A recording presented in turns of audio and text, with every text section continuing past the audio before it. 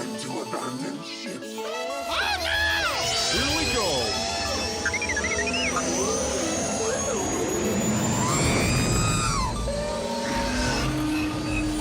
Can I persuade you to join us for a drink? It's a tradition. Here, here. Jar Jar, homie, my main man, quickly. Before the Separatists attack, get into the escape pod. Hey! This is escape, then we're the pod.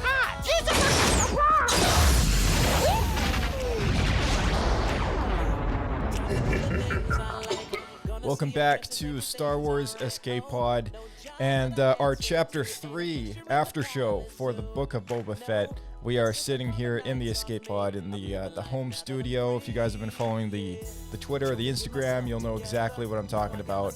And it's going to be our first in-person with our co-host Blake, chatting all about this insane series.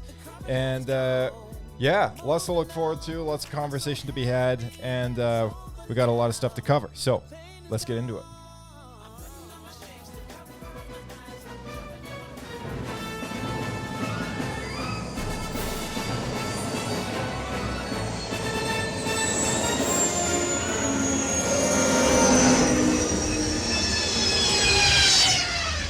Another happy landing.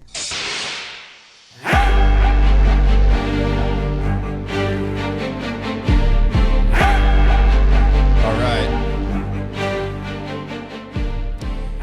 Welcome back, Blake. So you got the whole new recording studio set up. This is pretty sweet, man. You've done a good job here. It's exciting. Thanks, man. Now we can talk Star Wars in comfort Talking comfort and in style. and quality. And quality, that's right. We got a new sound for this year. Yeah, this is pretty neat. Yeah. Now we just got to figure out this remote calling thing so we can get Bryce on and all the other guys. I know Darian couldn't make it this week. He's keen to come back for the next one though, so that's good as well. He's got some good things to say about Book of Boba. Well, there's a lot to talk about in this episode, so I'm sure he'd have something to contribute. Yeah, for sure. Yeah, we can even bring it up next week as well. What did you, just in a nutshell? I mean, first, like I'll just come out and say it. I mean, I didn't think it was the best episode out of the 3 I've seen, but it was okay. Yeah, it was kind of interesting because even just looking through the notes I took for the episode, a lot of stuff happened. Yeah. But I don't know. There's just a bunch of things that weren't as interesting as the previous episodes. To me, like the best part was the Wookiee fight. Everything else, I guess, to me, almost. So there were moments that didn't feel Star Warsy to me, and I think that took me out of the series a bit. I think that's what the main issue was for me with this one. Right. I mean, as far as the moments that didn't feel Star Wars, would that be? It's the gang, the biker The gang. Okay. Yeah. Yeah. To me, they felt like they should be in Doctor Who, not in Star Wars. The cyberpunk crew. Yeah, and they're all driving Vespas. Like, there's a lot of cringe. I know Darian thought that the Vespa speeders didn't really look No, they Star don't Wars. look Star Wars at all. Maybe the prequels on the right planet, Yeah. but not on Tatooine. No, they're on the wrong planet, that's and for the sure. wrong year. Yeah, they're certainly on the wrong planet, and I would definitely agree with that. So this is the Book of Boba Fett, Chapter 3, The Streets of Mos Espa. And, the episode opens up with BT-16 perimeter droid, also known as a brainwalker, scurrying by. It was like one of the opening shots of the trailer, I believe. Yeah, the thing with the red sack of that's right. glass beneath it. It was that exact shot. Yeah. And I've always thought that droid was cool because it's from Return of the Jedi at Jabba's palace. You see it briefly right after R2 and 3PO go into Jabba's palace. Yeah. And 3PO turns around and he sees the spider droid and like freaks out and then scurries after R2. Right. But I don't know what that droid does. It's just like a sack with spider legs, like a water sack or something. I don't know. Yeah. I wish there was more about it in canon. In Legends, there was a whole write-up about it, obviously. But yeah, in canon, hasn't really made a whole lot of appearances, so I don't really know, I guess, what... I don't know. It's just like, it's kind of nice. It's like a little Star Wars kind of like, here's an Easter egg for Return of the Jedi kind of thing. So. Yeah, it was cool. I always liked the design of it, and the more original trilogy stuff I think we keep around, especially in this era where it wasn't that long ago that Return of the Jedi happened, right? So Right. Yeah. makes No, good. it's Keep true. it consistent. Save us using all the old aliens. I know it's been a big gripe for us, and I think a lot of other fans as well. Yep. Yeah, for sure. Bib Fortuna. We find out that Bib Fortuna split Mos Espa into 3 families. One being the Trandoshans, a second one being the Aqualish, and a third one known as the Klatooinians. Yeah, which is the biker gang, I believe. Klatooinians. Yeah. Is that the biker gang? I believe so. I keep hearing them being referred to as the Klatooinians, which is surprising to me because I thought they were Niktos, but I keep hearing other people refer to them as Klatooinians. So I think that is the same group. You know what a Klatooinian is? It's those things that look like almost like dogs. Oh. Yeah, it's those things. Wait, isn't that from Ewok Adventures? They look similar, don't they? You know who's a Klatooinian was Castus from Star Wars: The Clone Wars. He was a bounty hunter that Aurra Singh just shot in the face and That's very fried obscure. him. And I don't remember this character at all. yeah. So anyway, those guys. So apparently they're gonna show up. I guess it's all the people. Okay, Come so- to think of it, in the trailer when we saw all of those people around the table in front of Boba Fett when he was kind of saying his piece. Now when I think about it, those are the 3 families that are running Mos Espa. Oh, yeah, you're right. We do see them in the trailer. Yeah. So Okay. Well, that means that the biker gang probably is Niktos. So I got my canon correct. that's right. So Bib Fortuna split Mos Espa into 3 families. He also relied on an alliance between all of them to maintain his power. Yeah. So I guess what he did was he kind of just fractured what was going on, said, here, you guys control this, you guys control this, kind of just let me know what's happening. And then that way he doesn't get stampeded in Jabba's palace. And Yeah, well, I think it makes sense that we know he wouldn't have been able to have the presence that Jabba had. So at some point, he was going to lose power. yeah. I think even with this deal, if he would have lost power anyway, the Yeah. fact that it took, even with that, the deal he had set up, took this long for Boba or someone other than Boba just walk in and off him. This deal is getting worse all the time. Actually, I think for him it worked out pretty good because it was really the only thing he had. That's true. So it turns out he also paid off Moksha's during this process. So we find out that the mayor has actually also kind of been involved with his ruling, and now that he's gone, it's like, you know, there's a bit of chaos going on. Right? Yeah, if we want to get into it, it sounds like he's basically sold the place to the Pykes. Yeah, Which it makes the certainly most sounds sense. that way. Yeah, definitely. Is Black Sun still around? Black Sun? They were taken over by Maul, weren't they? They were, yeah. Black Sun is still around, but I don't think they're as big as they used to be. In But the prequel era, yeah, but in the recent War of the Bounty Hunters comic book series, which came out last year, which we talked about in the Boba Fett What Happened episode, there is a name drop for Prince Shizor, which is the ruler like the of original Black Sun. Yeah. Yeah, so it's the possible expanded that, universe. and they're all Falleen, their species is all Falleen. So it's possible that we might see them show up at some point if this series continues, or if we get a second season or something like that. That would be really cool. Okay. Well, I think then, because the big 3 in Star Wars, because there's lots of small syndicates, but the top 3 were always the Hutts, the Pykes, and Black Sun. So with the Hutts being basically outed now, like gone because Vader basically destroyed their council, so there's only some of them left, and then with Black Sun not being what it once was during the prequel era, the only real large group left is the Pykes. So it makes sense that they would be the ones to try to assimilate Jabba's territory. Yeah, it makes sense. Yeah. This episode was a little all over the place. Yeah, that's what I mean. Like, a lot of stuff happened, but it's funny because I think this episode was shorter. So the fact they got all this stuff crammed in, and then it felt like it was a lot of small things, I guess. It was a lot of small things. Yeah. So, he's sitting on his chair. This watermonger comes in, guy who sells water on Tatooine, and says that his water's been stolen by a bunch of dudes. Watermonger. Yeah. That monger over there, the water monger. That watermonger sells that water at a steep cost. The mongrel. He's He's a famous actor, by the way. I recognized him. Is he? I didn't look up what else he's from, but I know I recognized him from a lot of shows in like the 90s. Oh, interesting. Yeah. I wouldn't be surprised if it was somebody notable because we know that Danny Trejo shows up in this episode, which is pretty sweet. You know, he's the Beastmaster. Oh, you mean Machete? The Rancor, yeah. Yeah, call him Machete. He's Machete. What are you Well, he's doing? Machete, No one knows yeah. his real name. He's also Machete. He's Machete. Yeah. He's also From the Spy uncle. Kids. Yeah, the uncle from Spy Kids. Uncle Machete. Yeah.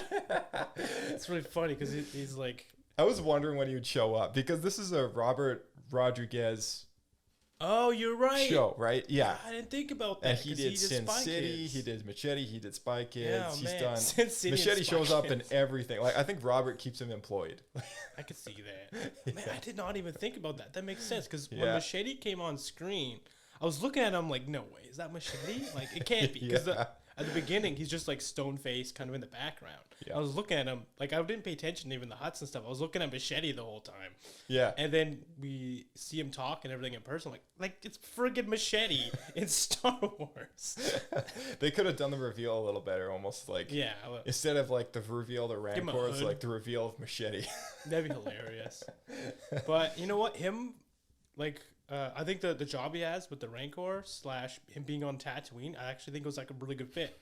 I like that. I thought they Yeah, I did thought he's an actor that really does belong in Star Wars. Yeah. Yeah, Anything gritty, right? He's Yeah. got a really grizzled kind of guy. yeah, does really Yeah. well in gritty parts. So back to this watermonger. His water's being stolen. He insults Boba and basically tells him no one respects him. Right? He just comes in and kind of says it how it is. Like there's chaos out there. I'm being robbed. Nobody respects you to like actually put any kind of consequence on any crimes that happen. Which honestly is a shot across the bow because Yeah. Boba, I think he just last episode said he wants to rule with respect. Yeah, he does. Yeah, and this is exactly what he does because this is one of the standout moments of this episode for me was he earns the respect and the loyalty of those cyborgs after hiring them. He pays off the watermonger and says, "Look, lower your prices. They're insane. Yeah. Here's some money for your loss. Get lost, kind of thing. Lower your prices, and these guys now work for me because." They're out of work. They need to live. They need to survive, right? Like they're basically just Aladdins, stealing What's water. that? Street rat. What that? Street rat. Yeah, maybe Ezra's one of them. Who knows? Never know. But Yeah. it's like they're not like bad guys, right? They're just a couple of kind of older kids just trying to. Yeah, they're like right? street punks. Yeah, street punks. Yeah. And I love how they're like, this is what maybe why I thought it was so Doctor Who. They have all these cheesy sci-fi upgrades. They all have Yeah. British accents, and they all dress like, I guess in the Star Wars universe it'd be prequely, Yeah. but I don't know. It's like punk It's very mixed with cyberpunky. yeah, it's high fashion mixed with punk, Right. Yeah. and to me it just looked very out of place. Like on a different planet maybe, but on Tatooine, everything about it just seemed wrong. Yeah. At least that was my opinion. Yeah, I know that. No, that's fair. I agree. Like the speeder bikes, to me, I was like, on Tatooine, you would not find something like that. No, like I see Coruscant in the lower levels. Yeah, and they obviously probably came from another planet because they're there in the workers' district, so they probably just kind of go where the work is. True. But the fact that they kind of had these things, like these flashy bikes, they're all part of like a crew, right? How have those not been stolen? It just, yeah, it just kind of felt a little odd, And I would love to know the creative decision as to why they went that route. Like, what was the reason why they chose this flashy upgraded thing? And maybe if we got that reason from the creators of the show, then Yeah. maybe I could buy it a little better. But at the moment, there's just no context as to why that's there. So Yeah, to me, I I'm like, hate to say that it, doesn't fit. But when they showed up, like I thought Bob was gonna have to deal with them, and then he invites them to join his crew. I was Yeah. very annoyed by that. I'm like, well, let's hold out. Maybe they'll still get killed at some Right. point. Right. It didn't happen in this episode. So a couple of them got a good wipeout during the chase scene. Yeah. Which the chase scene I wrote down in my notes here could have been way better. It could have been way faster. No, I agree. It felt a little slow. The whole think chase we scene. keep going in But, order. yeah, I got a lot to talk about that as well. Okay, all right, sounds good. So after Boba hires the cyborgs and earns their respect and loyalty, you know, because he comes in, he says, "Hey, you guys are committing a crime," and they're like, "What are you gonna do about it?" And he actually fixes the scenario without any bloodshed. Yeah. Which is really impressive, right? And he obviously learned something from his time with the Tusken Raiders. And then it flashes back, and we see him leaving the Tuskens on a bantha, going to do business with the Pykes, find out why, if they can come to some arrangement for paying like a protection fee for them to still operate, but under the, watchful eye of the Tuskens, right? And they're like, no, we're already paying these biker gang, the Nikto people or whatever to do the it. biker gang there. Yeah, the biker for gang. the same land. Right. They're spraying their logo everywhere. Did they put the name out yet? I forget. Is it the same? Is it the same name as the assassins? No. Okay. All right. Then that's like no. I don't think they have a name yet. Yeah. something wind. The Order of the Night Wind. That's what it is. So we see the flashbacks, and the flashbacks are primarily Boba just trying to resolve the speederbike gang interference thing, and he goes back to the Tusken camp, finds out that they've all been slaughtered by the gang. I did not see that coming. Yeah, me neither. I was like, oh, I thought that would happen in maybe another episode or two, because obviously he leaves because of a reason, right? And I thought it was just the armor. I thought the Sand People would still be around, and he would kind of assimilate them into like his power structure. That reminds me, Darian last week suggested that he thought they might show up in a later episode to kind of help with the war that exactly. Boba's gonna wage on whoever comes at him, right? But we didn't see the death of the warrior woman who's like the most competent one. We didn't see her body. We only saw the chieftain and then a bunch of randoms. And the kid was insinuated with his staff. We saw the staff, like a stick, which is a shame. Yeah. So, I was very surprised. I did not see that coming. I didn't see it coming either. And Boba would also have to realize that it's his fault because he went there and stole those guys' bikes and beat them all up. Yeah. Either that or he kind of feels guilty that he wasn't there to protect those people, right? There's an interesting Easter egg in this episode, in this flashback. When he enters Mos Eisley... Yeah, I know what you're going to say. There was the Stormtrooper helmets on the Pykes. Yeah, there's that. Yeah, they started doing that with the... these are the same Stormtrooper helmets on the Pykes that we saw in The Mandalorian, which takes place 5 years later. Because this is a flashback scene. Oh, yeah, you're right. So we saw a guy put a helmet on a Pyke. Yeah, that was cool. Yeah, and I was like, oh, that's neat. Like, we got to see, like, that moment that they put the helmets on the Pykes and stuff. Did you catch something else? Because that's the only thing Yeah, I think it's part of this sequence where you also see the woman who runs the spaceport Mandalorian. And she has those three droids. The pit droids? Yeah. The pit droid lady. Yeah, it's the 3 pit droids and the woman who he leaves Grogu with. Oh, what? Yeah, she's like walking in the background. I totally didn't even notice that. Yeah, there's a scene where you see them. Oh, wow. Oh, good catch. Yeah, thanks. So yeah, there's a lot of cameos in this. There is, yeah, a lot of little things and stuff. We're kind of ripped out of the flashback sequence when Black Chrysanthemum breaks into the temple to try and kill Boba. That whole fight scene. I didn't expect that. I didn't expect that either. Yeah, that was kind of because they said rest in comfort or whatever. Pretty accurate. No, they said rest easy or something. Well, it was more like sleep lightly. Like, you never know what's gonna happen. The twins. Yeah. So Black Chrysanthemum comes in, tries to kill him. He gets subdued by Boba's new followers. Thankfully, he's got like kind of a mini little protective crew now. Yeah. Man, I have some things to say about this fight. Yeah. So, I think the general fight overall was super cool. I love seeing this super strong Wookiee like kick a lot of ass. Right. But there was something that I think was intentionally done, which was pretty neat by the directors as like a storytelling point. Mm-hmm. And that was when Boba first gets thrown to the ground and he's near his armor and all of his stuff. At first, he grabs his wrist launcher, which is like the old Boba. And then Black Chrysanthemum, I'm saying that right, like knocked him down. And then he grabbed his gaffy stick, which is the new Boba. So it's like he went for like it was showing the progress of Boba, where he grabbed his like original arsenal of who he was, and then instead he decided to fight with who he's become. Right. No, that's a great point. Yeah, because instead of just disintegrating Black Chrysanthemum, he decides to subdue him instead. Well, I think that was like the missile one, like the whistling pigs. Right. The whistling pigs. I think that's the name of the wrist launcher, if you remember. They're whistling sparrows. Yeah, not whistling pigs. No.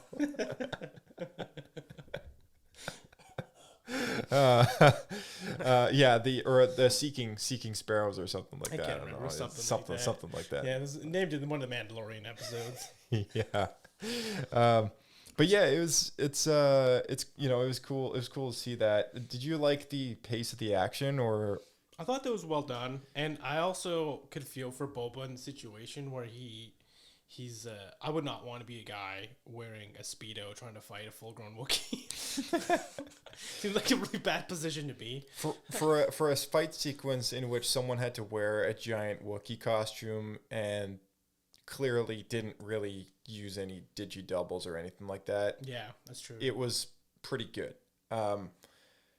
For a modern action sequence in the sense of a Hollywood blockbuster film, it was pretty bad. Okay. Just because it was like not very well quickly.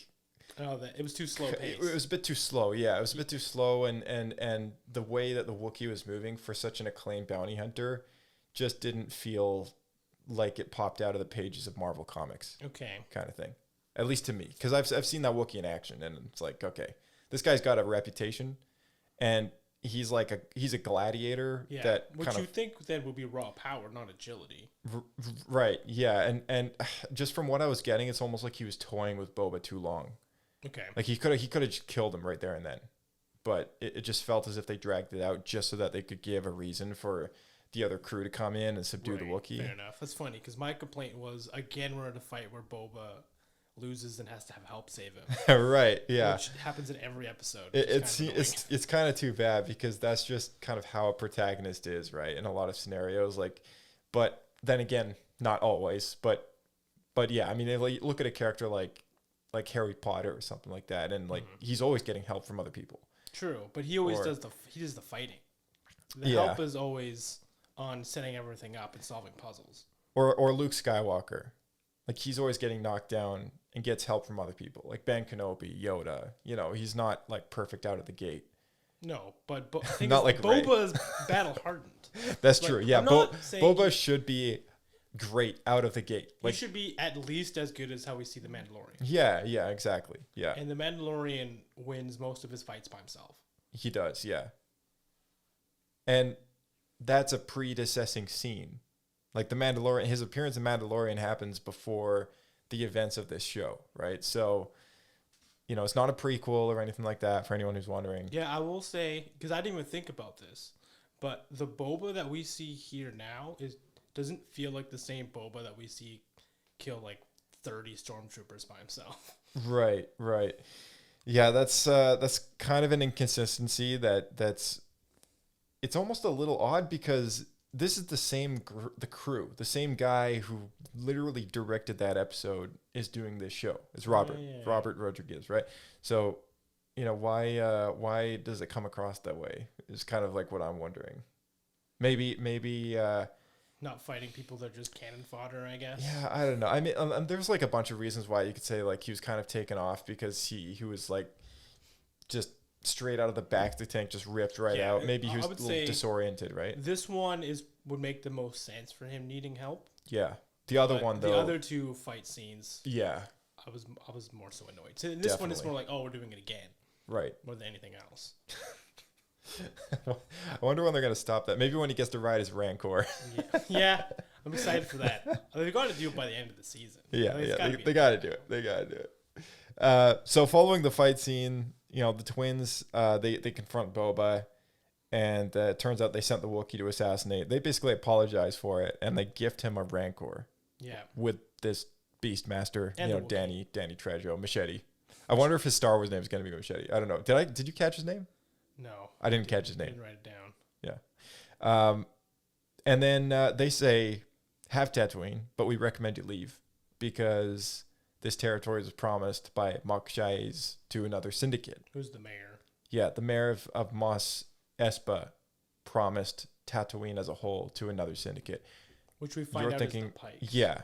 We find out by the end of the episode when all these Pykes come off a big Yeah. ship that, okay, probably the Pykes, which is interesting because the Pykes are the ones that Boba were trying to make an agreement with. Negotiation, yeah. Yeah, back when he was with the Tuscans. So something obviously went wrong and maybe decided, hey, I'm going to get my armor back. Maybe I can fight the Pykes alone or something like that. Let me spin a thread to what I think that might be. Sure. So the Tuscans are dead now, as we know, at least most of them. Yeah. And the chieftain. So their clan is, if they're not all dead, they're at least like dissolved. So I think Boba is gonna seek revenge, and he's gonna take out all the biker gang. And now they're gone. And that means all the person that's left is Boba. Mm-hmm. So then the Pike's like, oh, there's one guy. We're just gonna roll over everyone and take over. Right. Yeah, that's definitely a possibility there. Yeah. Um, So Boba, this is the modern time. Boba is now going to have to get the allegiance of the three quadrants, which was the Klatooinians, the Khorne, and the Trandoshans, and they're probably gonna have to team up to fight the Pykes. yeah, he's gonna have to. That you know what? That's a great idea because now that we know the Pykes are there, he's gonna have to try and unite the families of Mos Espa and create some sort of alliance that can fight against them, right? So Did you maybe ever- that's the scene in the teaser trailer that Yeah. we see, right? So yeah, did I ever what? Did you ever think that we would be watching a Star Wars series about a drug war on Tatooine? I did not. Neither did I. I didn't even know there was spice on Tatooine. I don't think there is. I think it's more just like they're taking it there to deal out. Why would they travel across on a train? I mean, if you think back to like the RPGs though that we play in there based on Tatooine and stuff like that, you know, Tatooine is just like this dust ball that's kind of out of jurisdiction from whatever it is. New Republic, Empire, Rebellion, whatever, right? And so maybe a lot of this shady business happens on Tatooine. These syndicates meet each other on this dust ball to do business. Yeah, you're right. It was like a trading point. Yeah. Where, And there's a couple cities on market. Tatooine, right? And it's not like Jakku where there's nothing there, except one like trading outpost, and that's that's it, right? So it's the kind of thing where I think there's a lot of potential for these syndicates to get involved with this planet, and it is in hot territory in a way, and so because it's a desert planet with two suns. right. But I think it's just one of those places where like this business has been built up there for so long because of Jabba, Right. because of Bib Fortuna or whatever. And so at this point in time, it's just like this is kind of just how the river flows kind of thing, right? Like this is just a natural place for seedy underworld syndicates Right. to kind of meet up and But that is the only thing. do business. Yeah. And the twins speak to that. They say this is like a barren rock. There's nothing here. Right. Yeah. They realize like, you know what? Like we're the people doing the business. Like we're the people running the business. If we want the business elsewhere, we can do it. Right. Yeah, people will go to Nalhada. Yeah. Or some other like Nar Shaddaa, because I think they own that one as well. Yeah, so that's the moon. it's a big hub. Yeah. The big city planet as well. So like, you know, they got a lot of places they're like, well, this was Jabba's place. I guess we don't really need to have any unnecessary bloodshed over it. I mean, you know, here's this kind of bounty hunter guy sitting on the throne that we don't really end up needing to have because it's kind of a dead end for the way that we want to do business. So, you know, farewell kind of thing. They left on good terms, it seemed, like the twins. Yeah, I was surprised by that. I was a little disappointed as well because There was I- such a I big like- entrance. yeah, and I like the idea that Boba's going to have to deal with these huts Right. because it makes sense that other huts would try to come and take over Jabba's, his turf, but they kind of just like cowed out, Yeah. which is I don't know. But they left it a little open ended because they said that they don't want a war between the different syndicates. Right. They said it's bad for business, but then immediately after that, Boba says, "Yeah, that's a lie. like it'd probably be good for business. So Yeah, because there's that expression like, yeah, war is very good for business. yeah. Like. So I feel like that might have been a lie, and they might be just like they're gonna wait and hang back and maybe make another claim later. Right. That's certainly a possibility. Maybe it's all a deception thing. But the Rancor is kind of an interesting curveball because I never saw that coming. I don't know about you, but I never saw him getting a new Rancor. Well, it's funny because we talked about it last week. So, someone brought it up that It was the corpse of the old Rancor has been moved out. You know? and they talked about how Bib Fortuna found another Rancor, a small Rancor. And we're talking about how there's got to be another one somewhere. Yeah, so in the Bad Batch, Bib Fortuna was dealing with someone to get a little Rancor. Yeah, which I thought was the one that Jabba had, but they have different names. Yeah, they do. Yeah, one of them was like Grungy or something like that, and the other one was Patissa. So, yeah. Yeah, Patissa. That's right. Patissa was the big one that Luke killed. Yeah. But yeah, I don't know. I mean, it's possible the little baby one's out there somewhere. It could be the same one. No idea. I don't know what planet they're from. In the old from Dathomir, Force usually. Unleashed. I think they're also on Felucia. Yeah. The Force part of Felucia. Right.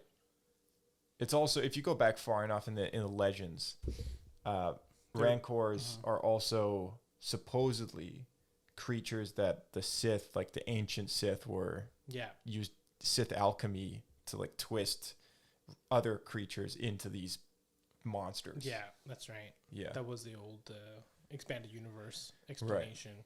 They kind of protagonized this Rancor because we're used to seeing Rancors as like, that's a monster you don't want to deal with. Yeah. And now it's like Boba immediately is like, I want to ride it. Yeah, exactly. It's going to be his great stallion. Yeah. Teach me how to ride this Rancor. And we find out also that they bond with the first human they see, which is interesting. Which, again, maybe they are going to lead to the Sith explanation. I hope they recanonize that because it makes sense then that a Sith Lord who creates this beast would want to be the only person who it listens to and takes the commands of. Right. Yeah. That'd make a lot of sense. I don't know how Rancors breed or anything, but... we don't need to get into that. We can skip that part. Moving on. So, I mean, like, overall, I mean, this episode, it was all right. It certainly wasn't the best. There's a lot of cool little things that get put in. Like, I really liked this Rancor, a lot of this, like, added kind of lore to, like, Rancors and stuff and, like, how they work. Right. And I like I said, the Wookiee fight.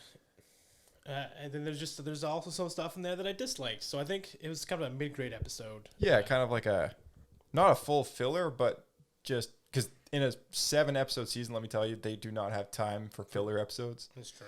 But it is what it is. It reminded me of that episode with the Mandalorian trying to ride the what are those things called again? Oh, Blurg? Blurgs, thank you. Yeah. And they look like Blurgs too. This Rancor, the small one. Right. And yeah, the Ugnaught was like, he's kind of scolding him like, your ancestors rode the great mythosaur. Mm-hmm. Surely you can ride this small bull. Just like mocking him. Yeah. It's funny. Throwing him a little insult there. This almost feels like a one-up under that. It does. Context where Mando rides a Blurg, and then Boba shows up. He's gonna ride a Rancor. Yeah, exactly. Mine's bigger. Mine is bigger. But they're slow. If we don't Return of the Jedi, they move really slow. Yeah, they do. This one though is a little smaller, and we know from the Bad Batch that the small one is like really fast. So they kind of get slower with size. Yeah, because I know they did kind of like a King Kong thing that episode where it was like climate stuff and swinging at planes.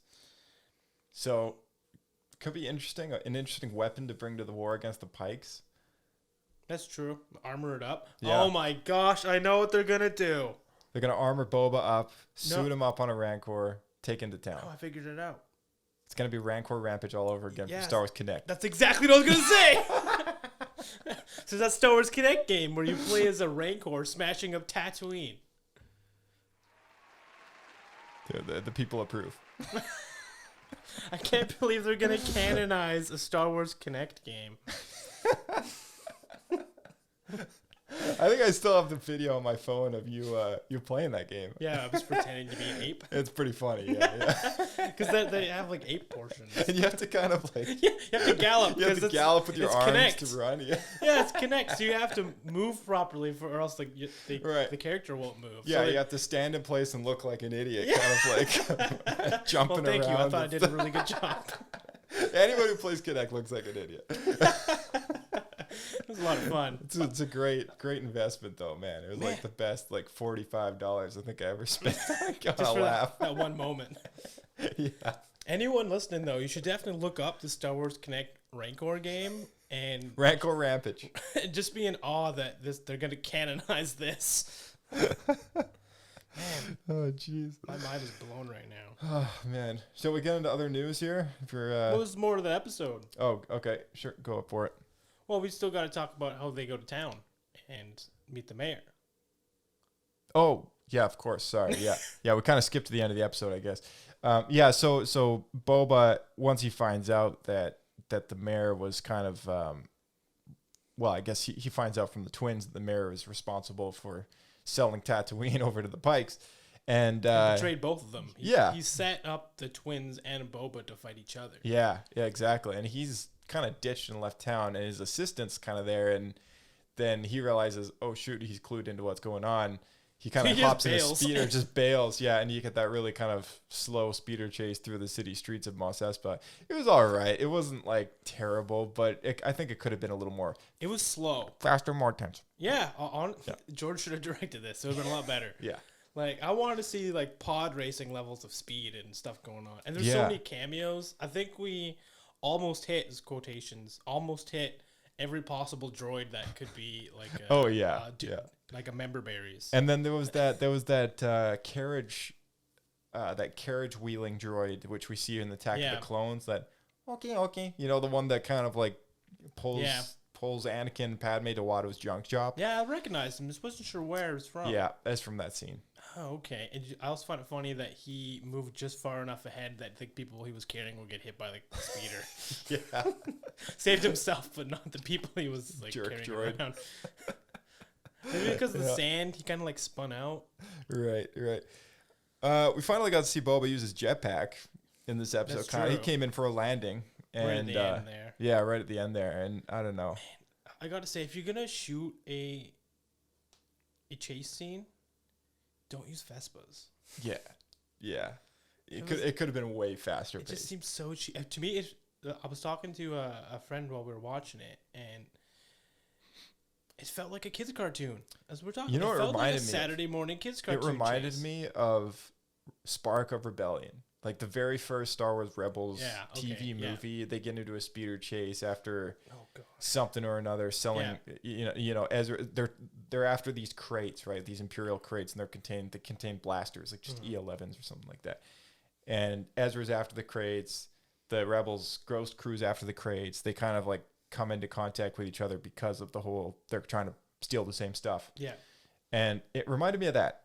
But I think the Rebels chase was actually even better because Kanan was riding a speeder bike, which is way faster, and there was TIE fighters involved as well. Yeah, that makes it a lot more cool. Yeah, so there was a lot going on in that. Mind you, it's animation, so you can kind of do a lot more. But you know, it was still just like I watched the speeder shows. I was like, I don't know. I feel like they're really not going that fast. No, I didn't feel like they're going very quick. No. And I don't know. They try to do all these like camera shots and cool things that have to like hop, like, you know, like if it was like a motorcycle chase, you would like drive your motorcycle and you have to do like some trick to like get over a fallen cart of fruit. But it's like a flying motorcycle, so they do like this really awkward hop thing. It's like I don't know, it looks kind of weird.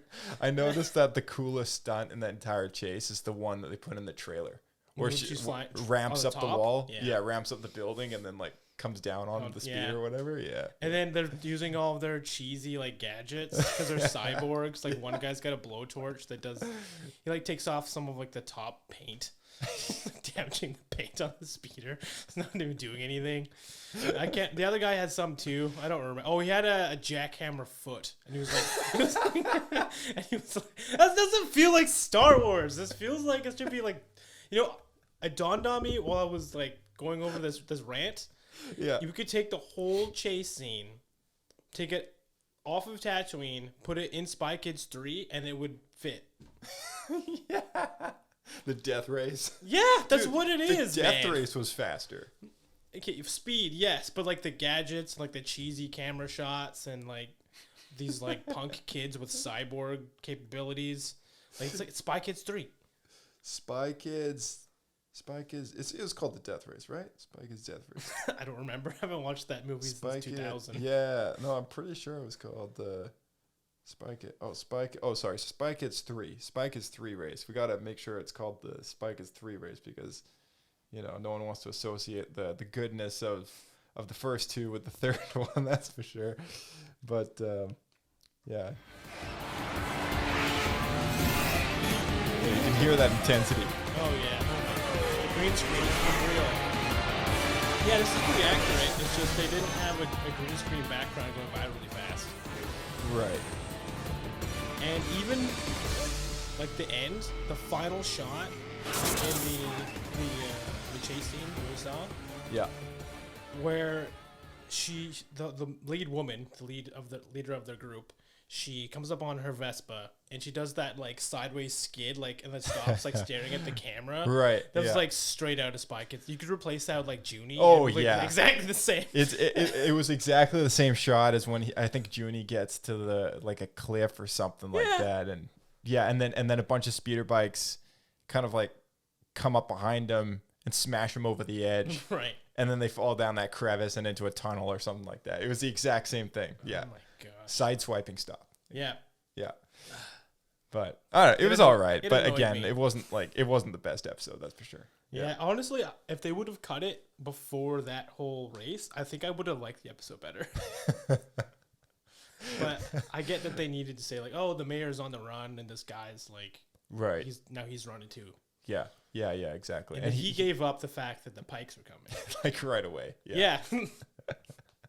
And like Bit of a rat. they held him at like fruit stand. They had a fruit stand in front Yeah, of he them. crashed into a bunch of Jogan fruits or whatever they're called. Oh, jeez. Yeah. All right. From Rebels. Yeah. Kid, you did all this for fruit? Destroys like 5 people's homes. Freaking Ezra. Right? It's TV man. logic. Yeah. I mean, that's all I got for this episode. Yeah, we always did see the Pykes at the very end. They're all coming off of like public transit, which Yeah. didn't make any sense. They're like this giant crime syndicate, and they take the bus. I think it was their ship, but But why were all these other people coming off, and they're like people with that's shovels true. and That's stuff? true. I don't know. It could have been like the crew of the ship or something like that. Maybe but they're yeah, just I trying don't to know. sneak on planets so no one will recognize like I mean, their ships. somehow they got that big hover train there, so Yeah, they must have. but that was in the flashback. That was in the last episode, yeah. In the flashbacks of the last episode. But somehow the Pykes have big ships to get that thing there. Yeah. So it could be their ship, but yeah, I don't know. It didn't. It looked a little odd. They with, have like, the other a people public going. transit system on the side as like a side gig, maybe for like laundering money. Right. Yeah, they took Mace Windu's advice. Don't take what is it again? Don't take a registered transport. Travels refugees. There we go. Yeah. Hey, it worked for Anakin and Padme. Yeah, exactly. They took a note out of the Sam Jackson book. Should we get into other news here real quick? Sure, if you got some stuff to share. Yeah, Bring Home the Bounty finished. So all 12 yeah. weeks are on the site, and ever since then they've been dropping some what they've been calling bonus bounties and have announced a few extra little things. There's not a whole lot of like crazy important stuff to share about those things, but it's kind of neat. If anyone wants to go and check out the last of Bring Home the Bounty, you can find it at StarWars.com. And secondly is The Art of the Mandalorian Season 2 arrives February 15th, which is part of the Art of books that Disney's been putting out for all their Star Wars content ever since The Force Awakens. It's those square books, you know. The I big think, ones? yeah. That's pretty cool. Because Yeah. they already discontinued the other two, didn't they? Like for Yeah, prequels? they kind of publish a bunch of them when the movie comes out, and then they move on to the next one. So there's one for each of the sequels. There's one for Mandalorian Season 1 and 2 now. There's one for Solo. There's one for Okay. Rogue One. Okay, I'm thinking of the I think you have one of different them. one. Yeah, I have the Solo one. Yeah, That's right. yeah. So they're all like that. Okay. Yeah. Yeah. So I thought they were like the ones you bought, those huge ones. Oh no, those are the Paul Duncan Tashin Star Wars Archives books. Yeah. Yeah, those are only the George Lucas movies. Okay. Yeah, That makes sense. there was no. I even asked about that. I said, "Is there a plan to cover the new stuff?" And they said, "No, Nope. nope." Nope. I gotta put that as a sound effect right Yeah, here. you on the should. thing. 100%. Nope. Nope. Although we do have some nice ones. Next time we play Star Wars trivia, which by the way, another important piece of news here. We are going to be partaking in the second annual Star Wars Podcast Day event. That's going to be happening February Play the cheer. Play the 7th, I cheer. think. Yeah. That's Yes. right, everyone. You're We made welcome. it. We made it. That's right. So, you know.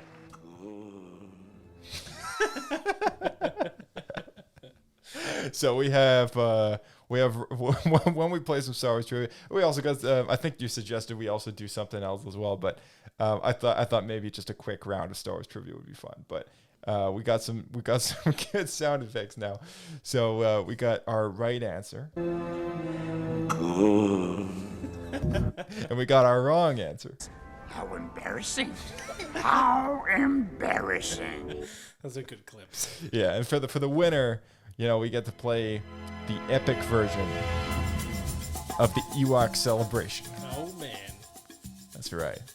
It's actually a pretty good one. You know, if you give it a listen. It was done by Sam something or another on YouTube. He does his own recomposition, I guess, or covers of the John Williams stuff. And Oh, interesting. he's done stuff for Clone Wars. He's done stuff for Mandalorian. And he pumps these things out so fast. Like a new season for like Book of Boba comes out, he's done like 3 tracks. Oh, wow. Yeah, and he does it all, of course, digitally on his own at-home kind of software and everything. But this is all one guy, That's impressive. kind of synthesizing all the instruments, and That's pretty cool. It's pretty nuts, right? Did he do the original song as well?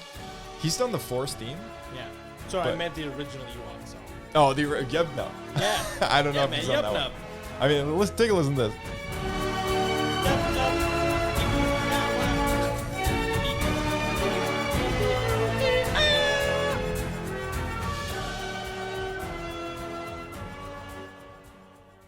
Yeah, it's pretty good. It's pretty I good. still It's good yup, stuff. All right. Well, I mean, is there any last minute things you want to bring up? Any speculation for next episode?